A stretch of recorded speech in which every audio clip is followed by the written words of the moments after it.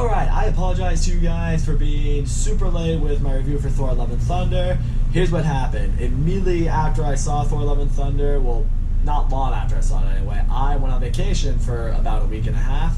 And yeah, in between the vacation and the movie, I just wasn't going to have enough time to review, film, upload, all the fun stuff that goes with that. But now I finally got time in my hand again, so let's finally do this.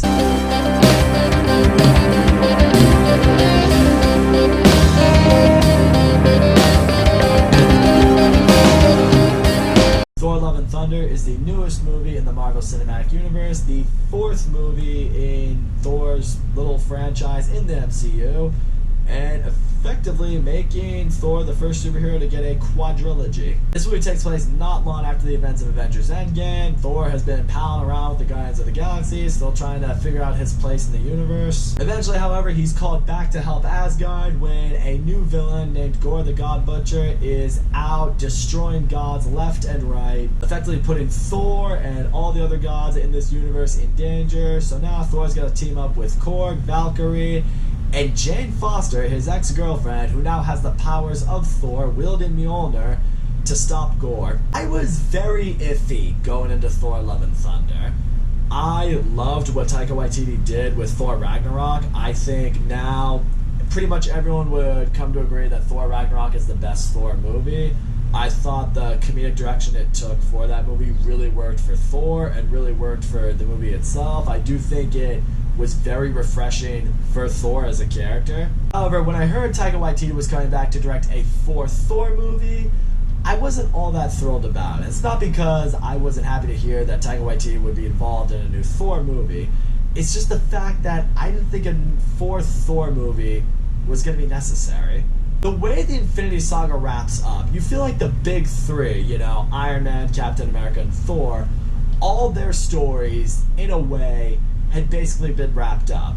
In Thor's case, he decides, you know what, I'm not really meant to be the king of Asgard. I'd rather explore the universe with the Guardians of the Galaxy, which is ultimately what I thought was going to happen with Thor. I thought we would see him again in the MCU, but if we were going to see him again, it was going to be in Guardians of the Galaxy Volume 3 as a member of the Guardians. And that's ultimately where his storyline, if you will, would be completely wrapped up.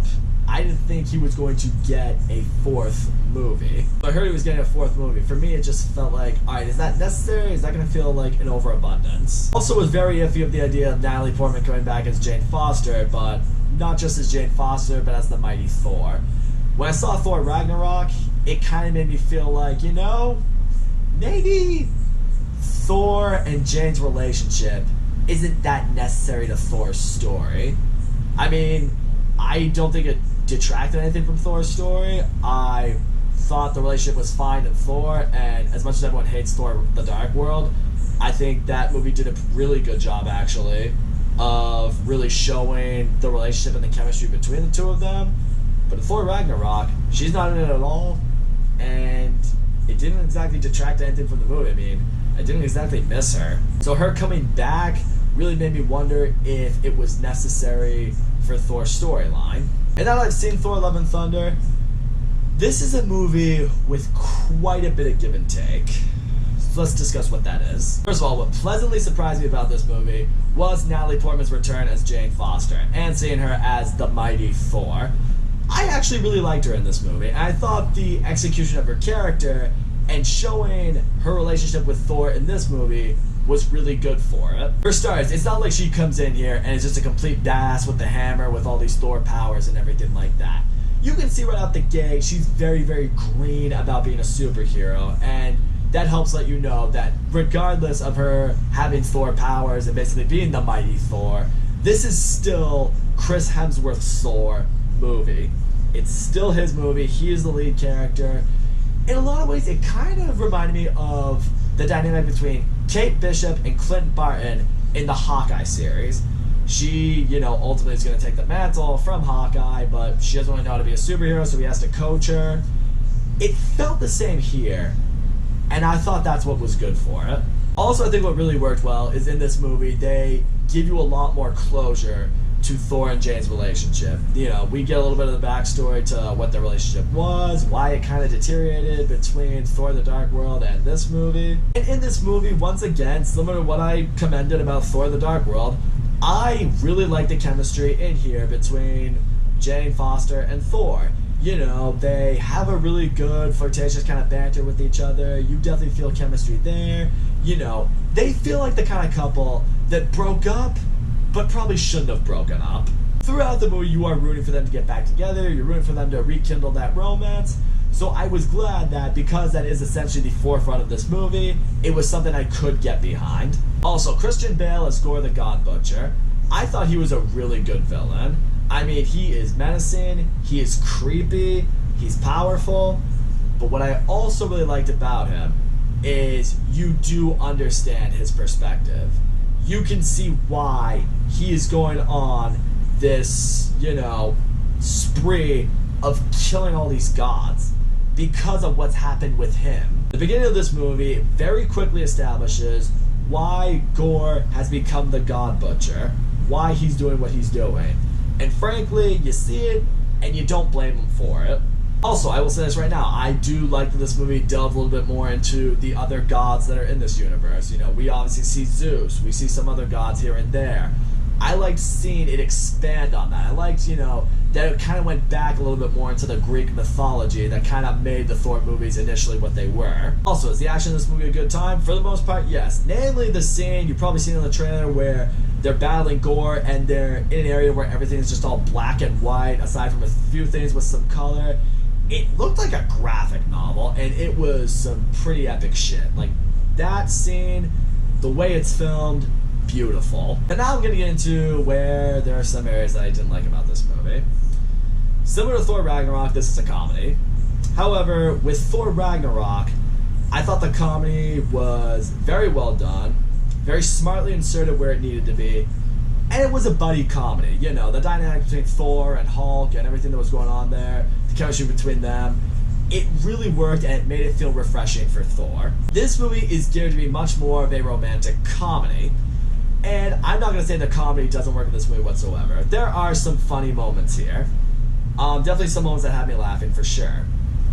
What I think this movie, however, is it does go a little bit more towards a stupid humor route. Now, I'm not against stupid humor. I've said this. Stupid humor, if done right and executed correctly, is very effective in a movie. I love movies with stupid humor, if they're done right. This movie didn't always do it right. For starters, I'm not a fan of the characterization they kind of do with Thor in this one.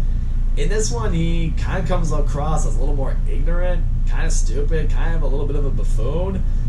For me, it kind of detracts the character that we had been building Thor up to be throughout his journey in the Infinity Saga.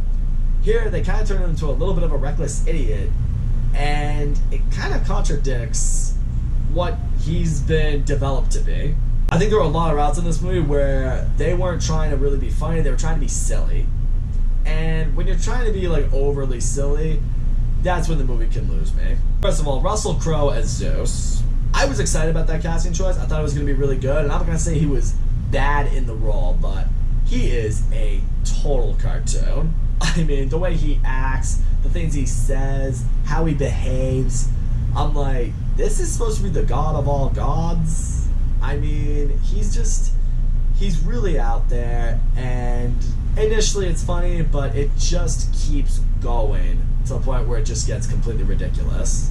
And that's part of the issue with this movie. A lot of the comedy in here, initially it can bring for some chuckles, but a lot of it gets just completely overdone to the point where you're just like, this is just stupid. To give you an example, we get two goats in this movie who are meant to be like the screaming goats we've seen in all those commercials from back in the day, and initially we see them, you're just like, oh, that's funny, that's like a throwback to, you know, nostalgia and shit. But they're around for so long, and they keep doing what you're doing to the point where you're just like, alright, I'm kind of sick of them now. And they also do one thing, which kind of strangely becomes an important, well, not really that important, but it becomes part of the storyline. I just don't like it. They try to establish this love triangle with Thor, Mjolnir, and Stormbreaker. And it's just weird. I can kind of see what they were trying to do. They wanted to, I guess, make Thor's weapons more of characters. I guess they thought that would be kind of funny. And initially, when they do what they do, it is chuckle-worthy. But again, they keep going with it to the point where it's like Thor is completely infatuated and in love with his weapons, the way he talks to them, the way he, like, is with them, to the point where it just feels weird, and it's so just cringeworthy. Also, frankly, I'm gonna get into the final act of this movie. It's a little bit underwhelming, and I'm really not a fan of the ending. I'm trying to get into this without ruining anything because I don't really feel like going into spoiler detail for this movie, but the way the final battle goes on, Thor does something that I understood and made sense, and for me, when he does, I'm just like, oh, you know, that's kind of nice. That's decent, I guess. But I mean, is it some really high climatic shit like the ending of Thor Ragnarok? Absolutely not. And ultimately, the way this movie ends, it takes a few routes with the storylines that were going on in this movie and some of the characters that were obviously in this movie. And ultimately, with what it does with some of them, it kind of has me sitting here questioning, what was the real point of this movie if they're going to take that route at the end of it? And ultimately, the ending is moving. Like, it did, you know, make me feel a type of way, and I'm sure most people who saw it would think about that. But the thing is, when you ponder on it for a while, and you really sit on it, and you think about it, you start to realize to yourself, with the ending they decide, it kind of makes Thor Love and Thunder a meaningless movie. It's like, after all that, it's like if Thor Love and Thunder never happened, would we feel like something was missing from Thor's story? Not really. We do get a couple post-credit scenes, you know, the end credit scenes just kind of, you know, what they've become at this point. It's now mostly the mid-credit scene that we really stay for. But I will say, the mid-credit scene, I'm interested in seeing where they go with it. I don't know ultimately what's going to happen there, or if anything will happen there, but it could be cool. So all in all, Thor Love and Thunder, while it was enjoyable at times, it was ultimately an empty movie. I surprisingly enjoyed Natalie Portman's return to this franchise. I like what they did with her character as the mighty Thor. Christian Bale was a very good villain as Gore. Some of the action is fun, some of the humor is chuckle-worthy. I did like getting some closure ultimately to what was Thor and Jane's storyline. But the humor in this movie becomes way too silly and way too dumb at so many different moments. None of the action is going to blow you out of your mind. I mean, the final climatic battle, I mean, it's nothing special. I mean, some of the writing in this movie is just ridiculous. I really was not a fan of the characterization they did with Thor, along with a few other characters. And in the end, this might be a hot take, but I think this might be my least favorite of the Thor movies.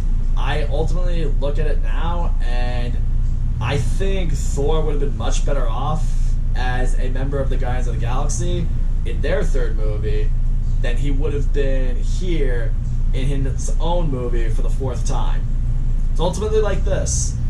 Thor, I don't think, is a lead singer, performing artist anymore. At this point, he needs to be in a band. And a band where sometimes you're singing lead, other times you're playing bass or something like that. I think that's just ultimately would have been best for him at this point. I think, you know, you kind of watch this leading role in this standalone movie, and you're like, this is not what you should be doing right now. This is just not how I think Marvel should have ultimately handled his character. That's all I gotta say, guys. Thank you so much for watching my video, and as always, don't forget to make comments, like, subscribe, and I'll see you all next time.